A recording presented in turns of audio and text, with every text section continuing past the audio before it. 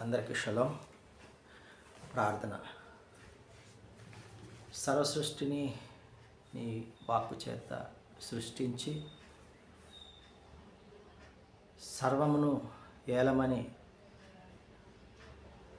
మనుషులను ఏర్పాటు చేసిన తండ్రి, మీ ఘనమైన నామమునకు స్తుతులు స్తోత్రాలు చెల్లించుకుంటున్నాం. ఘనత కలిగిన ఎలోహిం, జ్ఞాన సంపూర్ణుడా, గాలి రెక్కల మీద గమనము చేయువాడా, చిరంజీవి, చెయ్యు విడవని ఎలోహిం, చీకటిని వెలుగుగా చేసిన అదోనాయ్, చూచుచున్న ఎలోహిం, డంబము లేని శాశ్వత తండ్రి, జీవాహారమా, జీవజలమా, జీవమై ఉన్న ఎలోహిం, జీవించువాడా, జ్యేష్ఠుడా, జ్యోతిర్మయుడా, జయశాలి, జగతికి ఆది సంభూతుడా, జగము నేలే రాజాది రాజా, జీవాధిపతి, జీవుల బరోచడి యెషువా మెస్సియా, మీ ఘనమైన నామమునకు స్తుతులు స్తోత్రాలు చెల్లించుకుంటున్నాం. ఈ ఉదయకాల సమయంలో నీ వాక్యమును ధ్యానించిన వాక్యము ప్రకారముగా మా బ్రతుకులను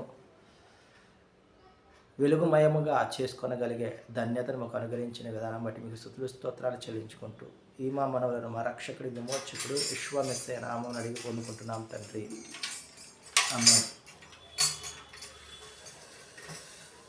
ఆటంకముల నుండి తప్పించి ఎల్లప్పుడు కాయుమయ్యా,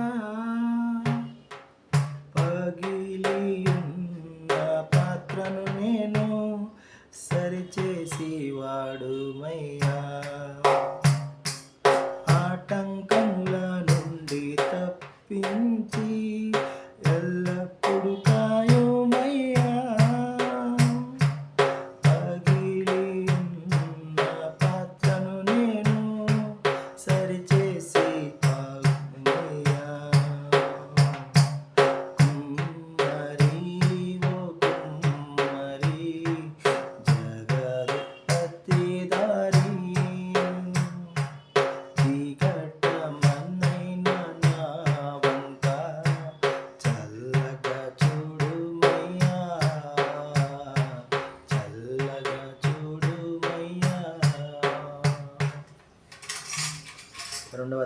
మొదటి దినవృత్తాంత గ్రంథము 7వ అధ్యాయాన్ని మనము 14వ వచనం నుంచి ధ్యానించుకుంటూ ఉన్నాం.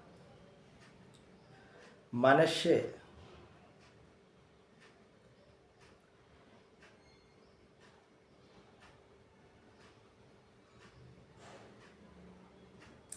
సిరియా దేశస్థులైన